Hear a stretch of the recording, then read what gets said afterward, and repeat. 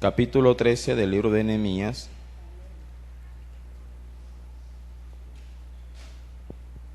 Amén.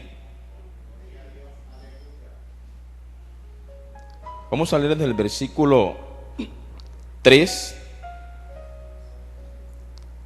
hasta el versículo 5. Amén. Y lo leemos en el nombre del Padre, y del Hijo, y del Espíritu Santo.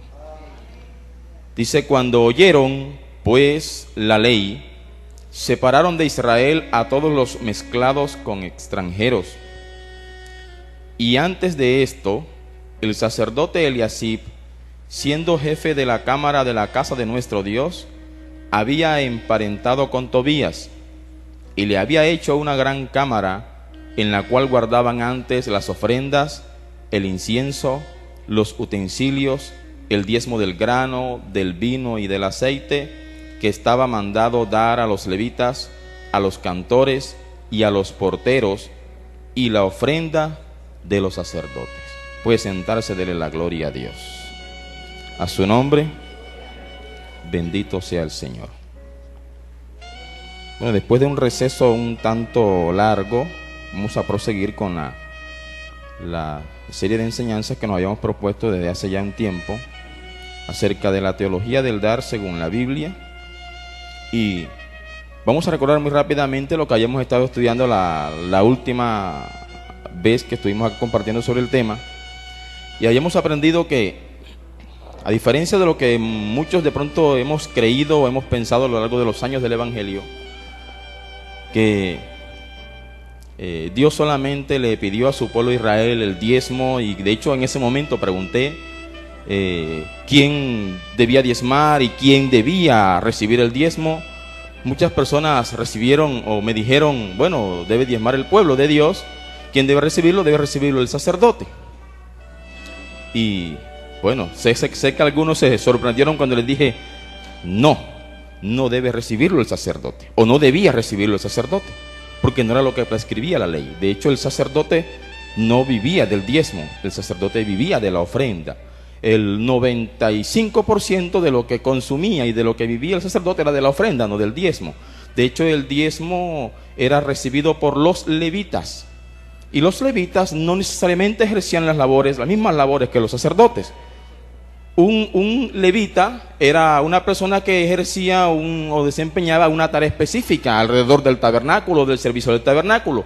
Podía ser portero, podía ser sencillamente el que lavaba los platos o los utensilios de la casa del Señor, el que, bendito sea Dios, el que ayudaba en un momento determinado a sostener de pronto el animal mientras era sacrificado, el que guiaba a las personas hasta la puerta del tabernáculo entre tanto que el sacerdote recibía la ofrenda. Es decir, había muchísimos oficios que en su momento creo que discriminamos varios de ellos. Él era él quien recibía el diezmo, y de hecho ni siquiera lo recibía en el templo, lo recibía el levita en la ciudad donde moraba. El levita o los levitas estaban distribuidos en 48 ciudades levíticas, y el pueblo debía llevar el diezmo del grano, del vino y del aceite producido cada año a esa ciudad levítica. El levita, que no ministraba todo el año, excepto enseñando la ley, iba al templo, iba a oficiar o iba al servicio en el templo una vez cada mucho tiempo. Entre más crecía el número de levitas que había en el pueblo, entonces más se podía extender el tiempo que duraba una persona en ministrar. De pronto alguien podía ministrar 7 días este año y tenía que esperar un año para volver a ministrar 7 días. Y llegó un tiempo en que se extendió tanto el número de levitas que había personas que ministraban un día al año o un día cada mucho tiempo. Y allí encontramos entonces al salmista en el Salmo 84 que dice: prefiero estar un día en tus atrios que 1000 fuera de ellos, porque se veía eso en muchas ocasiones. La persona iba y si era portero se paraba allí un día ministrando y se ganaba la bendición allí como levita, y se iba. Y con dolor en su corazón decía: debo esperar ahora quién sabe cuánto tiempo para que vuelva a ser programado. Su nombre. Qué bendición sería que tuviéramos que ministrar nosotros por la cantidad una vez al año, ¿verdad? Pero como somos tan poquitos, entonces el hermano Elfer aparece 3 veces a la semana, el otro hermano aparece 2 veces a la semana, o a veces falta uno y ya el otro tiene que correr base, entonces en fin. Pero en el pueblo de Israel era diferente la cosa. Así que el levita recibía el diezmo y lo mantenía en la ciudad, y cuando le tocaba en turno ir al templo, él tomaba el diezmo de los diezmos que había recibido y lo llevaba al templo, y allá los sacerdotes que estaban destinados para recibirlo o para guardarlo, pues recibían eso y lo colocaban en una bodega, a lo que Malaquías le llama el alfolí del templo. ¿Sí? Era una bodega, que es el término pronto más conocido entre nosotros. Y se depositaba allí, así que todo el diezmo de los diezmos iba a parar a un lugar específico. Y seguramente se discriminaban ofrendas por un lado, premisas por un lado y diezmos por otro. Esos diezmos iban a ser utilizados entonces en el sostenimiento de los sacerdotes y del resto de los levitas que estaban ministrando en turno en ese tiempo. Es decir, si llegaban unos levitas y les tocaba ministrar 7 días, entonces lo que ellos llevaban era para comer ellos mismos, más los otros levitas y los sacerdotes que estaban de turno en el templo. Así que el diezmo de diezmo nunca salía del templo para la casa, sino que se consumía allí. O bueno, por lo menos eso es lo que se infiere de la ley. ¿Hasta ahí vamos claro? Pero bueno, a eso le llamaban los judíos el diezmo levítico, el diezmo que era exclusivamente recibido por los levitas, ¿verdad? Pero había un segundo diezmo, según lo que estudiamos. Un diezmo al que le llamamos diezmo anual, y era un diezmo que no se le entregaba directamente a los levitas, sino que la persona que producía o a la que le producía el campo, tomaba todo el diezmo del producido de ese año y lo colocaba o lo llevaba al templo, y frente al templo, en la plaza pública, ahí confluía todo el diezmo de ese año, y entonces eran convocados levitas, viudas, huérfanos y extranjeros, y todos ellos tenían derecho a consumir el diezmo. Porque Dios, que dio la bendición de la tierra y la puso a producir, y le dijo, es una tierra que fluye leche y miel, le dijo al pueblo que tenían que sostener a los necesitados. Y en la lista de necesitados estaba el levita. ¿Por qué el levita era un necesitado? Dígame. Porque él no tenía heredad, porque no tenía tierra. ¿Sí? Entonces era justo de parte de Dios que el pueblo lo sostuviera, porque él prestaba el servicio en el templo. Sin embargo, aclaro que aunque el levita no tenía tierra, no por eso dejaba de dedicarse a otras tareas. Así que un levita podía trabajar con la plata, trabajar con el oro, trabajar con el cuero, en la carpintería. Se dedicaba a muchas labores, ¿sí? Aunque no tuviese tierra. Así que no dependía tampoco exclusivamente del diezmo. A su nombre. Y esto para ir desmitificando la falsa idea de que todo el que se lanza al ministerio, hermano, hay que sostenerle todo el ministerio, ¿no? ¿Cierto? Ahora, Dios llamará a algunos de tiempo completo y listo. Y es justo que vivan de lo que el pueblo da, ¿verdad? Pero si todos, imagínense que todos los convertidos aquí estuviéramos dispuestos a vivir del diezmo y de la ofrenda. Dígame. Y solo porque yo soy el ministro voy entonces a vivir de... No, yo tengo que trabajar. Si Pablo dijo, el que no trabaje, que tampoco coma.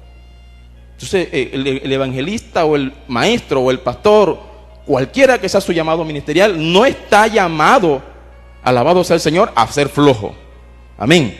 Tiene que demostrar y tiene que enseñar, alabado sea el Señor, al pueblo a que trabajando se gane el sustento diario. A su nombre. Así que el levita no era un flojo, alabado sea el Señor. Entonces había un segundo diezmo, repito, el diezmo anual, y que compartían levitas, huérfanos, viudas y extranjeros. Porque el extranjero solamente llegó, vivía allí, era un asalariado, tampoco tenía derecho a la tierra y tenía que ser sustentado de alguna manera por ese diezmo también. Pero había un tercer diezmo. El tercer diezmo le llamaban el diezmo de la misericordia, porque se daba cada 3 años, y ese diezmo no se llevaba ni al templo ni a la plaza pública de Jerusalén, sino que cada persona en la ciudad donde vivía sacaba ese diezmo y lo colocaba a la puerta de la ciudad, y entonces allí, estando en la puerta de la ciudad, pasaba el levita y le daban de esa porción.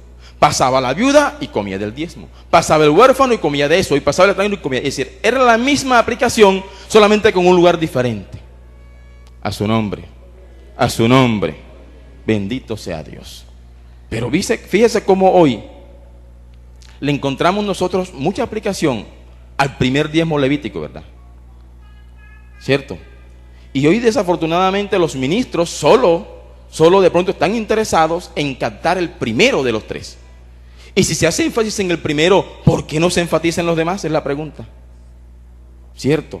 Porque si consideramos que dejar de diezmar según el primero es pecado delante de Dios, ¿por qué dejar de diezmar según el segundo y el tercero no lo es entonces?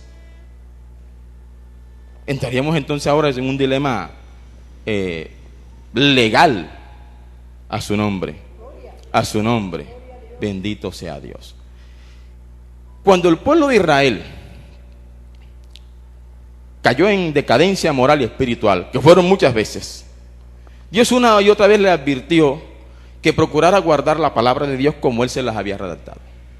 Cuídate de guardar mi palabra, mis estatutos, mis preceptos, mis leyes. Y bueno, hay una cantidad de sinónimos y unas aplicaciones diferentes que tienen esos términos, que si Dios permite más adelante los vamos a aclarar. Y les decía, porque si no guardas mi palabra, van a venir sobre ti una serie de maldiciones. Y les habló de unas bendiciones de la obediencia y unas maldiciones de la desobediencia. A su nombre. ¿Verdad? Y el pueblo desobedeció. Y Dios le advirtió por los profetas que si desobedecía iba a ser llevado cautivo. Y en efecto pasó. ¿Sí? Asiria llevó al reino del norte, posteriormente Babilonia lleva al reino del sur. Puede leer eso en los libros históricos, en algunos libros proféticos. Bendito sea Dios. Y cuando retornan, Dios como que había de alguna manera depurado al pueblo, lo había limpiado de la idolatría. Porque cuando el pueblo viene siendo otro, no viene siendo perfecto, pero viene siendo un pueblo diferente, limpio. Y entonces hay una serie de personajes, entre esos Nehemías, que se dan a la tarea de liderar al pueblo para restaurar la vida moral y espiritual. Entonces viene, por ejemplo, Zorobabel y decide edificar la casa de Jehová. Viene Esdras y decide avivar con la ley, con la palabra de Dios al pueblo, espiritualmente hablando. Y viene Nehemías e intenta establecer un orden de tipo, político, administrativo, y hasta incursiona en lo espiritual. Y una de las cosas que Nehemías nota es que había un desorden en la administración de las cosas de Dios. Aunque había templo, y aunque había sacerdotes, y había levitas, no se estaban administrando bien las cosas. Entonces Nehemías entra a ponerle orden a esas cosas. A su nombre. A su nombre. Y por ahí dice un dicho callejero, que cuando el gato no está en casa, los ratones hacen fiesta, ¿verdad? Nehemías intentó poner en orden todas las cosas. Llegó un momento en la historia que a Nehemías le tocó regresar a Babilonia como gobernante de la nación, pues fue a rendir una especie de cuentas. No se sabe con exactitud cuánto tiempo tardó allí, en Babilonia, pero fue lo suficiente como para que los sacerdotes, los líderes espirituales del pueblo, comenzaran a hacer de las suyas y comenzaran a manipular al pueblo y comenzaran de pronto incluso a enseñar a tergiversar la ley. Y eso hizo que muchos pueblos siguieran sus pasos, pero peor aún, y esto no es pura coincidencia, sino es casualidad que esto se esté dando en este tiempo. Si usted lee, volvamos al pasaje donde comenzamos, capítulo 13 de Nehemías.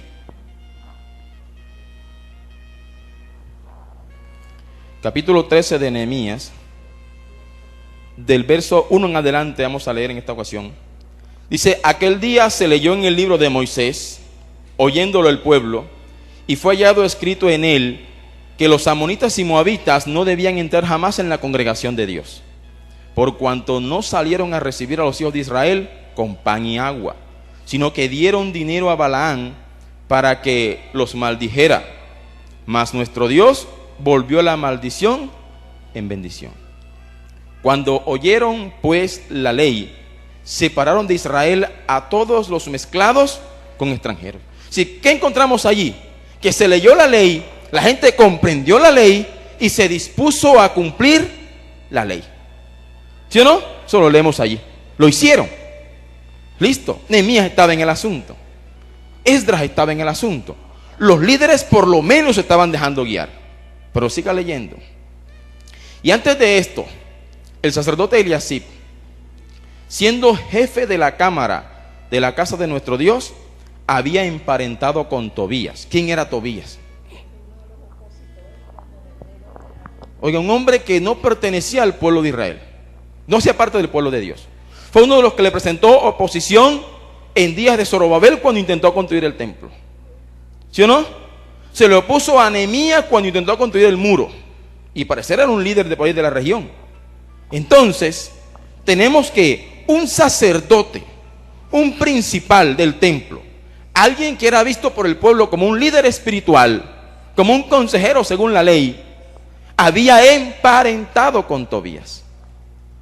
Esto tiene mucha relación con lo que leímos al comienzo, de que aunque muchos habían separado a los amonitas y a los moabitas de la nación, este que era líder había emparentado con uno de ellos. Mire, y siga leyendo, versículo 5. Y le había hecho una gran cámara.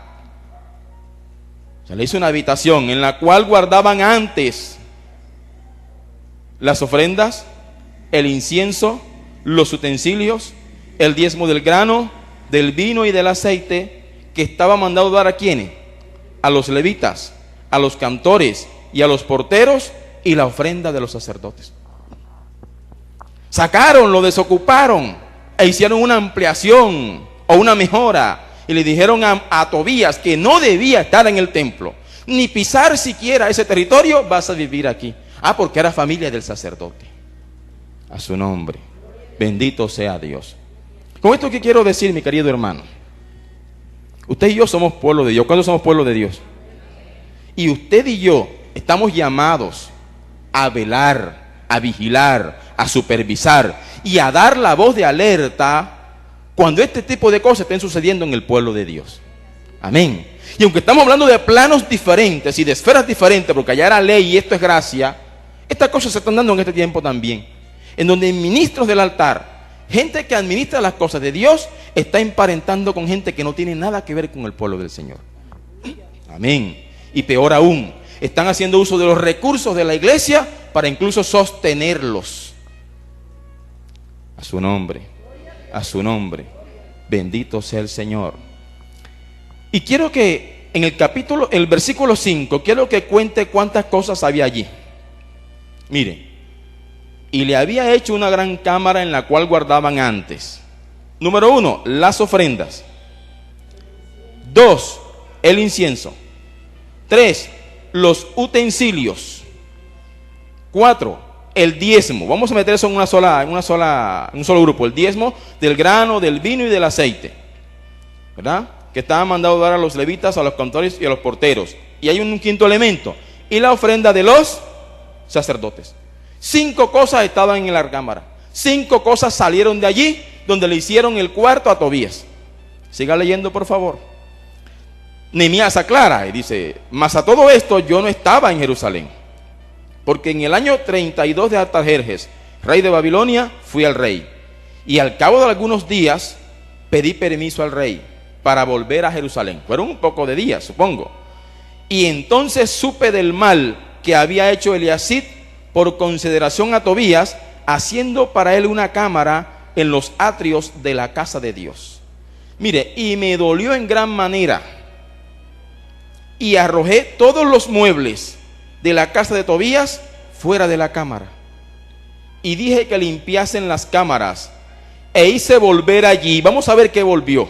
E hice volver allí los utensilios de la casa de Dios, las ofrendas y el incienso. ¿Cuántas cosas salieron? 5 cosas, o 5 grupos de cosas. ¿Cuántas cosas volvieron? 3 cosas. ¿Qué se perdió entonces? Compare la lista del versículo 5 con la lista del versículo 9 y mire qué se perdió. Oiga, se perdieron los diezmos del grano, del vino y del aceite, y se perdieron las ofrendas de los sacerdotes. ¿Quién se las cogió? La pregunta del millón. Su nombre. Así que Nehemías hizo retornar las cosas a la cámara, pero no retornaron completas. Se perdieron algunas cosas. Porque habla de ofrendas por un lado y ofrendas de los sacerdotes, porque había ofrendas votivas. Había ofrendas que cualquiera persona en el pueblo podía llevar. Y eso se guardaban aparte. Pero había unas ofrendas que eran específicamente de los sacerdotes, y era que cuando alguien ofrecía un sacrificio, había parte del animal que iba a parar a manos del sacerdote. Entonces los sacerdotes, por lo que se infiere en el relato, se tomaron sus ofrendas, ¿verdad? Se llevaron sus ofrendas, lo que le correspondía a ellos, pero a más de eso se llevaron el diezmo, que no todo era de ellos, porque debían compartir ¿con quiénes? Con los porteros, con los cantores, con los que limpiaban el templo, con los que limpiaban los utensilios. O sea, ahí estamos viendo en ese contexto de Nehemías que había administradores que se estaban robando los diezmos y parte de las ofrendas. A su nombre. Yo digo, cualquier parecido con la realidad no es pura coincidencia. Bendito sea Dios. Y siga leyendo ahí en Nehemías, por favor. Dice versículo 8. Y me dolió en gran manera, perdón, versículo 9. Vamos a leer nuevamente el 9. Y dije que limpiasen las cámaras e hice volver allí los utensilios de la casa de Dios, las ofrendas y el incienso. Pero mire el versículo 10. Encontré asimismo que las porciones para los levitas no les habían sido dadas, y que los levitas y cantores que hacían el servicio habían huido cada uno a su heredad. ¿De dónde le daban las porciones a los levitas? Del diezmo. Como no se los habían dado, ellos dijeron, ¿y qué hacemos aquí sirviendo pasando hambre? Vámonos para la casa. Se fueron. ¿Sí? Por eso Nehemías, cuando regresó, él más adelante expresa y dice, encontré la casa de Jehová desierta. O sea, sí habían personas, pero en comparación con el número de personas que comúnmente estaban allí sirviendo en el templo, había pocas, porque los levitas se habían ido. Entonces los principales, los sacerdotes, estaban siendo injustos con aquellos que servían en el templo y que debían comer también del diezmo, de los diezmos. A su nombre, a su nombre, bendito sea Dios, alabado sea el Señor. Ahora yo quiero que usted vaya al libro de Malaquías, por favor.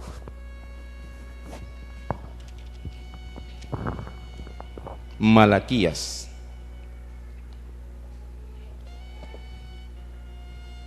Bendito sea el Señor. Malaquías, según se considera, es un libro escrito para los sacerdotes del pueblo. De hecho, se cree y se piensa que Malaquías era sacerdote. Malaquías significa mi mensajero. Y por todo el contenido del libro de Malaquías, se deja inferir claramente que su contenido va dirigido a los líderes del pueblo. Si bien obviamente hay un mensaje, un trasfondo extensivo al pueblo, ellos como representantes de la nación tienen toda la responsabilidad de acatar, de recibir y de corregir lo que estaba dañado según el mensaje. Y usted lee, por ejemplo, en el versículo 6, 1:6 de Malaquías, dice, el hijo honra al padre y el siervo a su señor. Si pues yo soy padre, ¿dónde está mi honra? Y si soy señor, ¿dónde está mi temor? Dice Jehová de los ejércitos a vosotros, oh sacerdotes, que menospreciáis mi nombre y decís, ¿en qué hemos menospreciado tu nombre? ¿A quién le está hablando? A los sacerdotes. Siga leyendo, por favor.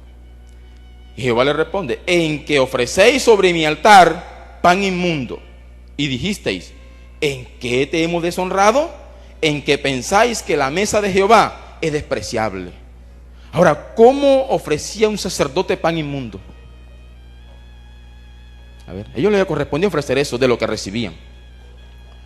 ¿Cómo ofrecían pan inmundo? Seguramente había una actitud interior vista por Jehová, pero también había un acto exterior. Y eso lo vamos a ver más adelante. Siga leyendo, por favor. Dice, versículo 8. Y cuando ofrecéis el animal ciego para el sacrificio, ¿no es malo? Asimismo, cuando ofrecéis el cojo o el enfermo, ¿no es malo? Preséntalo pues a tu príncipe. ¿Acaso se agradará de ti o serás acepto? Dice Jehová de los ejércitos. Ahora pues, orad por el favor de Dios para que tenga piedad de nosotros. Mire, ¿por qué Malaquías dice nosotros? Porque él se incluye dentro del grupo al que está hablando, de los sacerdotes. Ahora pues orad por el favor de Dios para que tenga piedad de nosotros. Pero, ¿cómo podéis agradarle si hacéis estas cosas? Dice Jehová de los ejércitos. ¿Quién también hay de vosotros que cierre las puertas o alumbre mi altar de balde? Oiga, ¿quién está hablando? Los sacerdotes. Le está diciendo, por ustedes no están sirviéndome de balde. ¿Por qué? ¿Cómo? Porque es que ellos comían de eso. ¿Sí o no? Nadie debía quejarse de que estaba ofreciéndole a Dios, o de que estaba sacrificándole a Dios, o de que estaba sirviendo a Dios de balde, porque estaba comiendo del altar. A su nombre, a su nombre. Siga leyendo, por favor. Dice, yo no tengo complacencia en vosotros, dice Jehová de los ejércitos, ni de vuestra mano aceptaré ofrenda. Es decir, estaba Dios enojado con los sacerdotes. Porque desde donde sale el sol, porque desde donde el sol nace hasta donde se pone, es grande mi nombre entre las naciones, y en todo lugar se ofrece a mi nombre incienso y ofrenda limpia. Porque grande es mi nombre entre las naciones, dice Jehová de los ejércitos, y vosotros lo habéis profanado cuando decís, inmunda es la mesa de Jehová, y cuando decís que su alimento es despreciable. ¿Sabe cuánta gente está comiendo de las cosas de Dios? Está comiendo de la ofrenda que el pueblo da y sigue pensando que es algo despreciable. ¿Usted no cree que un ministro, por ejemplo, que comienza a hacer negocios ilícitos, ilegales, es porque está pensando que lo que está recibiendo allá no es justo, o no es agradable, o no es, qué sé yo, santo? Bendito sea el Señor. Bueno, ellos estaban haciendo algo similar. Estaban pensando que era despreciable todo lo que recibían de parte de Dios.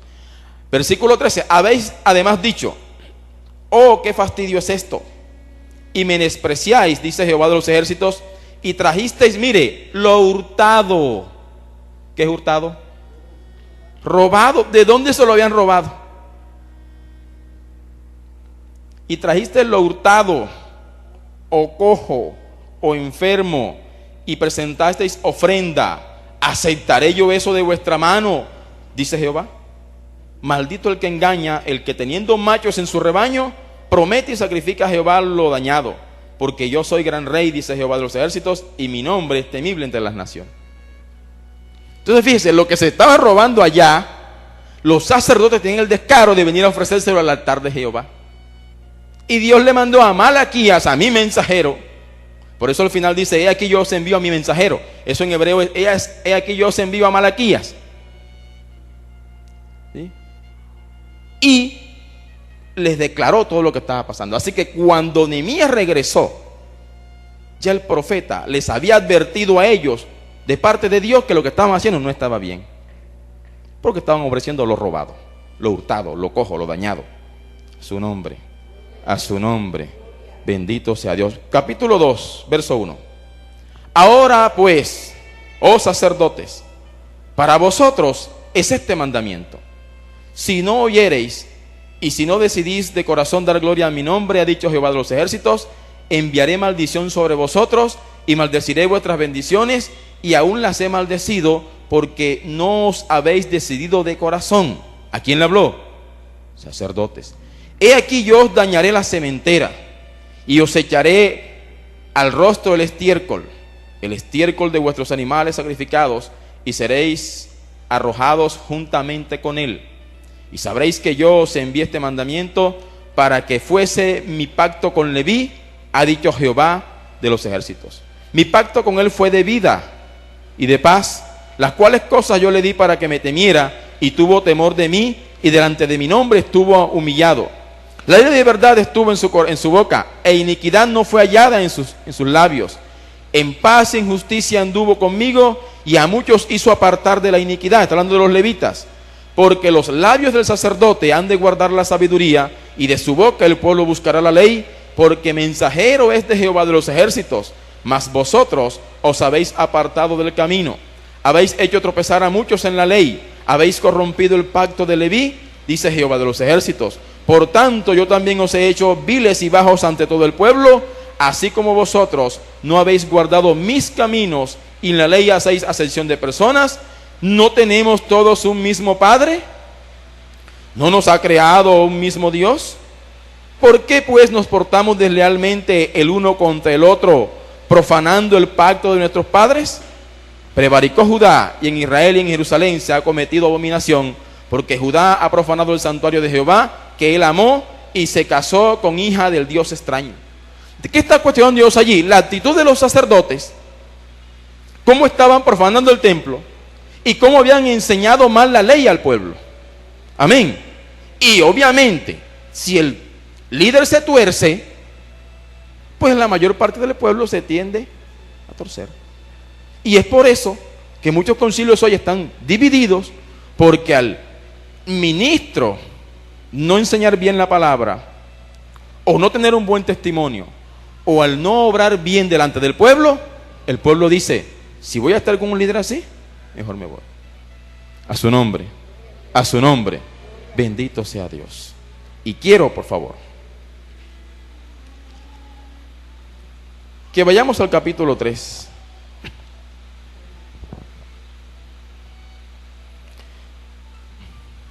O versículo 17 del capítulo 2. Ahora el profeta le dice: habéis hecho cansar a Jehová con vuestras palabras, y decís: ¿en qué le hemos cansado? Lo interroga por segunda vez, o le dice lo que ellos normalmente se preguntaban en su corazón: ¿en qué le hemos cansado?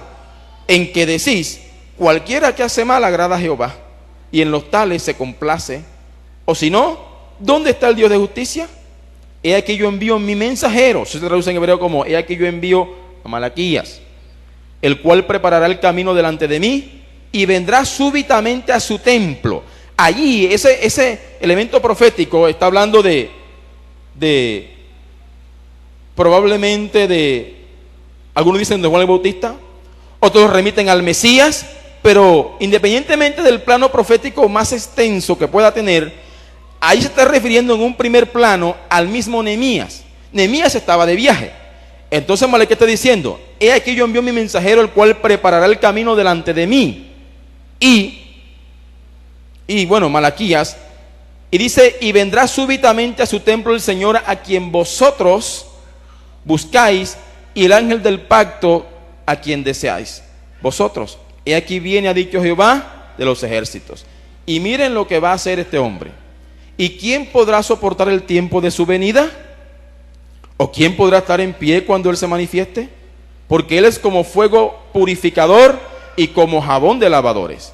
Y se sentará para afinar y limpiar la plata. Mire, porque limpiará ¿a quiénes? ¿A los hijos de quién?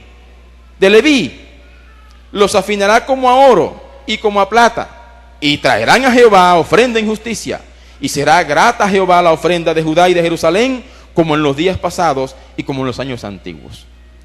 Entonces, ¿quién era el problema en medio del pueblo? La cabeza. ¿Sí? ¿Quién era la cabeza? Los sacerdotes. ¿Quién eran los ministros? Los levitas. A su nombre. Así que cuando Dios llame a cuentas al pueblo de Dios en este tiempo de la gracia, Dios va a llamar a cuenta primeramente a la cabeza. Amén.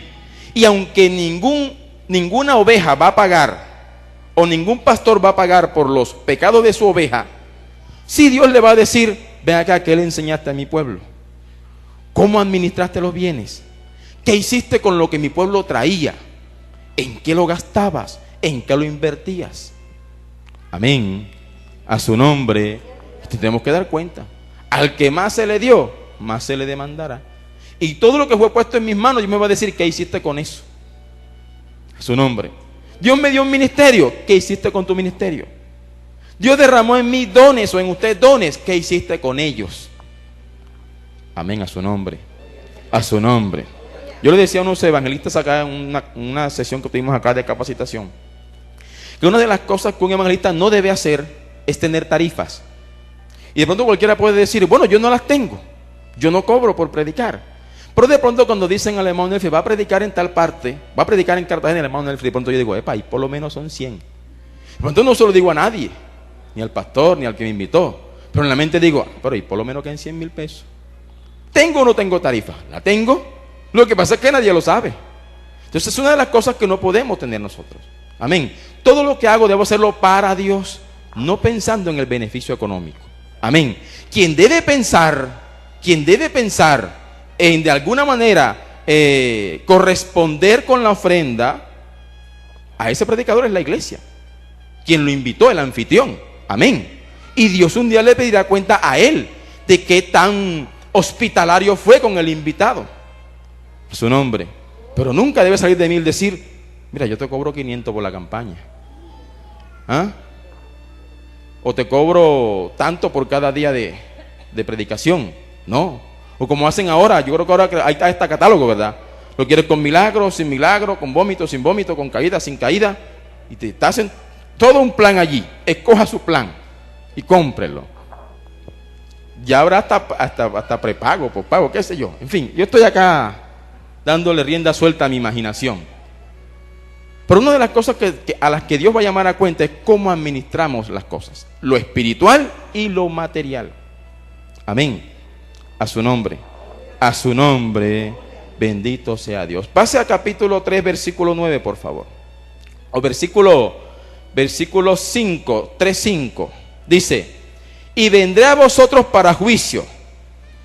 Mire, y seré pronto testigo contra los hechiceros y adúlteros, contra los que juran mentira y los que defraudan en su salario el jornalero. Esto lo estaban haciendo los sacerdotes. Contrataban a la gente y no le pagaban bien. Mire, al jornalero, a la viuda. ¿Sabe qué pasaba? Que estaban canalizando todos los diezmos y todas las ofrendas para ellos solitos. Y se olvidaban que Dios dijo, hay que sostener a la viuda. Ahí dice también, al huérfano. Dice, y a los que hacen injusticia al extranjero. También Dios lo había mandado, por eso comencé diciendo esas cosas. No teniendo temor de mí, dice Jehová, de los ejércitos. Pregunto, de los necesitados del pueblo, ¿quiénes no se mencionan en el versículo 5? Y que ahorita enunciábamos. A los levitas. Y ellos también eran necesitados. ¿Por qué no se mencionan allí? ¿Por qué no se menciona a los sacerdotes? Porque los injustos eran ellos. Porque el mensaje era para ellos. Y los defraudados y ofendidos eran estos: los jornaleros, las viudas, los huérfanos, los extranjeros. ¿Se da cuenta? Como, mi querido hermano, nosotros como iglesia, aún en el plano de la gracia, tenemos una responsabilidad social. Amén. Por eso unos días escuchaba una propuesta de que la iglesia debe proyectarse más hacia lo social, y eso es una gran realidad. Nos hemos descuidado mucho en eso. Y de pronto lo que estamos recogiendo lo estamos invirtiendo en nosotros mismos, y si nos olvidamos que hay un requerimiento de Dios para la iglesia, y es tener en cuenta a la viuda, al huérfano, al necesitado, mayormente obviamente a los que están en nuestra congregación. A su nombre, a su nombre. Porque de nada serviría tener un templo, hermano, flamante, con todo lo que requiere la administración del culto, y tener, hermano, gente muy necesitada en el templo. Ahora, Jesús dijo, los pobres siempre estarán con ustedes, eso es cierto. Pero por eso mismo nos mandó a sostenerlos. ¿Qué decía el hermano? Santiago dice, no recuerdo las palabras exactas, me corrige o me ayuda, sí, le agradecería. Pero Santiago dice que no deberíamos decirle a una persona, ve, ¿cómo es que dice? ¿Sí? Y caliéntate, teniendo en tu mano que dar.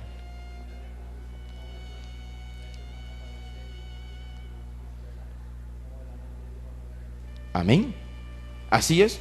¿Cómo va a morar el amor de Dios en mí? ¿Cómo demuestro yo el amor? A través de los hechos. ¿Cómo demostró Dios el amor hacia la humanidad? Porque dio. ¿A quién dio? Y lo estudiamos hace un rato. A su Hijo unigénito. Amén. Es decir, la muestra del amor de Dios fue en el dar. ¿Cómo demuestro yo a mi esposa que la amo? Pues yo le doy de lo que tengo. Todo lo mío es tuyo.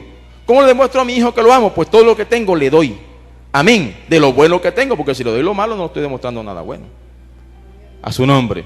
¿Cómo le demuestro al prójimo que lo amo? Dándole a su nombre. Así que la teología del dar va más allá, mi querido hermano, de la ofrenda y del diezmo que traemos a la iglesia. Tengo que aprender a dar al necesitado, a su nombre. La religión sin mancha delante de Dios, ¿cuál es? Visitar a los huérfanos, a los enfermos, a la viuda, al necesitado, a su nombre. Si lo que me conecta realmente a Dios, o lo que me identifica a mí con lo que Dios hizo conmigo, es en el dar. Y el dar de corazón, obviamente, a su nombre, a su nombre. Siga leyendo, por favor. Y le dice versículo 6, versículo 6. Ese título que está allí es añadido, eso es editado. Dice, porque yo Jehová no cambio. Por esto, hijos de Jacob, no habéis sido consumidos.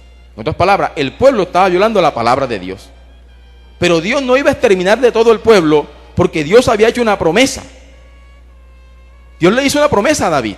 Le dijo, aunque este pueblo se vaya tras dioses paganos, aunque este pueblo viole mi palabra, con todo y eso yo lo voy a castigar, lo voy a humillar, pero no le quitaré de él mi misericordia.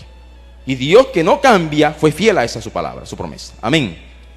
Dice, desde los días de vuestros padres os habéis apartado de mis leyes y no los guardasteis. Volveos a mí, y yo me volveré a vosotros, ha dicho Jehová de los ejércitos. Mas dijisteis, ¿en qué hemos de volvernos? Otra pregunta que se hacen ellos. ¿Robará el hombre a Dios? Pues vosotros me habéis robado. Y dijisteis, ¿en qué te hemos robado? En vuestros diezmos. Oye, ¿qué era lo que faltaba en el listado de Nehemías? Faltaban los diezmos y las ofrendas de los sacerdotes. Ahí está quienes se los habían robado, vea. Los sacerdotes. Ahí aparecieron los ladrones. Pues vosotros. ¿Y en qué te hemos robado? Porque pensaban que cogiéndosela, no, que yo tengo derecho al diezmo. Me lo llevé. Tengo derecho a la ofrenda, me la llevé. Dios le dice, me están robando. ¿Y en qué? En vuestros diezmos y ofrendas. Siga leyendo, por favor. A los sacerdotes directamente. Robará. ¿De dónde? Le dice el versículo 9. ¿Sí? Ahí que estoy. Malditos sois con maldición, porque vosotros, la nación toda, me habéis robado. Ahora, los autores materiales del robo tenían nombre propio, los sacerdotes. Pero ¿qué inferencia hagamos aquí? ¿Por qué la nación toda le había robado a Dios? Si se supone que los que se habían ido de allí eran los que estaban muriendo de hambre. ¿Sabe cuándo? Bueno, la ley nuestra dice que si usted ve a alguien cometiendo un delito y no lo denuncia, ¿en qué se convierte? En cómplice. Así que el pueblo estaba viendo lo que estaba pasando. Vieron que desocuparon la cámara, vieron que le hicieron la casa a Eliasid allí, que lo metieron, sabían la palabra y todo el mundo estaba callado. A su nombre, a su nombre. Nadie decía nada. Entonces Dios le dice, todos ustedes me habéis robado. Siga leyendo, por favor. Traed todos los diezmos al alfolí y haya alimento en mi casa. Y probadme ahora en esto, dice Jehová de los ejércitos, si no os abriré las ventanas de los cielos y derramaré sobre vosotros bendición hasta que sobreabunde. Dice, traed todos los diezmos al alfolí. Yo le voy a decir una cosa. Todos los diezmos de Israel no cabían en el alfolí. Entonces, ¿a qué se estaba refiriendo Malaquías allí? A ver. ¿A quién le está hablando? Le está hablando a los levitas. Que trajeran los levitas el diezmo que le correspondía, el diezmo de los diezmos. Eso sí cabían en el templo. Se está diciendo, para poder reactivar la obra en el templo y para que los levitas vuelvan a trabajar allí y todo vuelva a ser como antes, los levitas que tienen allá en sus ciudades provisiones, que tienen lo que han recibido, traigan el diezmo de diezmo y se reactivará la obra. Y si hacen eso conforme a lo que estaba establecido en la ley, entonces Dios prometía bendición a ese pueblo. Amén. ¿Cuándo la bendición de Dios viene sobre el pueblo? Cuando desde la cabeza hasta los pies funciona bien. Amén. A su nombre. Porque la cabeza puede estar bien y si la rodilla cojea, algo está mal. Y hay personas que se especializan en el rastreo y cuando ven las huellas y dicen, por aquí pasó un cojo.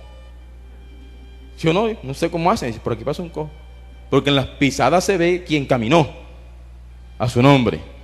Entonces, mi querido hermano, para que la bendición que está allí en Malaquías pueda venir sobre el pueblo, todo tiene que trabajar como un relojito, desde la cabeza hasta los pies, guardando la palabra de Dios. A su nombre, brindo un aplauso a Dios en esta noche, por favor.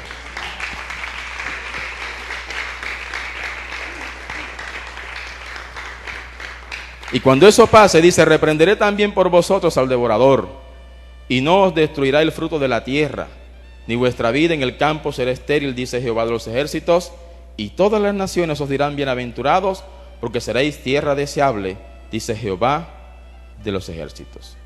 Además, si usted termina de leer el libro de Malaquías, se da cuenta de unos consejos específicos o de las bendiciones que van a caer sobre los sacerdotes. Le dice, ustedes van a aprender, siendo personas espirituales y referenciándose a mi ley, van a aprender a diferenciar o a discernir entre lo bueno y lo malo. ¿De quién era esa la tarea? De los sacerdotes. Eran los jueces del pueblo. A su nombre. Entonces, mi querido hermano, usted y yo como siervos de Dios, desde cualquier posición que haya en la iglesia, estamos llamados, número 1, a guardar la palabra. Amén. Número 2, a velar porque en la iglesia se hagan las cosas bien. Amén. Y así, siguiendo el conducto regular del caso, el que se requiera o el que esté en ese momento próximo a usted, tiene que supervisar lo que está pasando. A su nombre. A su nombre. Porque el día, mi hermano, que aquí se suba de pronto en el altar alguien a hacer una danza coreográfica, usted tiene que decir algo, usted no se va a quedar callado. ¿Sí o no? A su nombre. O el día que usted se dé cuenta que, por ejemplo, que mi persona o cualquier hermano de la iglesia estamos haciendo uso indebido de los recursos, usted tiene que decir algo. ¿Sí o no? Porque Dios te va a decir, y lo viste y no dijiste nada. Háblale de parte de mí. Amén. Si tú también eres profeta de Dios, a su nombre, haz uso de lo que te he dado. Alabado sea el Señor. ¿Para qué? Bueno, para que todo camine bien. A su nombre, prende un aplauso al Señor. Bendito sea Dios. Alabado sea el Señor. Imagínense, por ejemplo, lo que pasó en estos días. El pastor se fue para Venezuela. Supóngase usted que el pastor hubiese venido de Venezuela y hubiese encontrado ahí en la oficina a alguien viviendo allí. El equipo por fuera, ¿qué pasó con el computador? ¿Qué pasó con esto, con aquello? Y está viviendo ahí una persona que no tiene arte ni parte en la iglesia. ¿Qué tenía que haber hecho él? Como líder, tenía que sacarlo, ¿sí o no? O tenía que pedirle la escritura, no, tenía que sacarlo de allí, sacarlo y poner las cosas en orden. Amén, eso fue lo que hizo Nehemías. Alabado sea el Señor. Y velar porque todo se estuviera cumpliendo como lo demanda la palabra del Señor. A su nombre, a su nombre. Entonces, mi hermano, alabado sea el Señor, Dios nos ha puesto una tarea como iglesia. Tenemos que sostener a los necesitados. Amén. Esto lo vimos desde el punto de vista de la ley del Antiguo Testamento, pero después lo vamos a ver desde el punto de vista de la gracia. Con todo lo que damos, con nuestra ofrenda, con nuestra dádiva voluntaria y de corazón, recuerde que nuestro versículo clave en esta enseñanza, ¿cuál es? Cada uno dé, como propuso en su corazón, no con tristeza ni por necesidad, porque Dios ama al dador alegre. Amén. Entonces Dios nos ha mandado a dar, no a pedir. Amén. A dar. Es mejor dar que recibir. Bendecimos a los que necesitan de lo nuestro y al mismo tiempo velamos porque lo que damos se invierta donde se debe invertir. Amén. Y se haga el uso correcto según la palabra de Dios. Vamos a colocarnos de pie en esta noche y vamos a darle gracias a Dios por su palabra.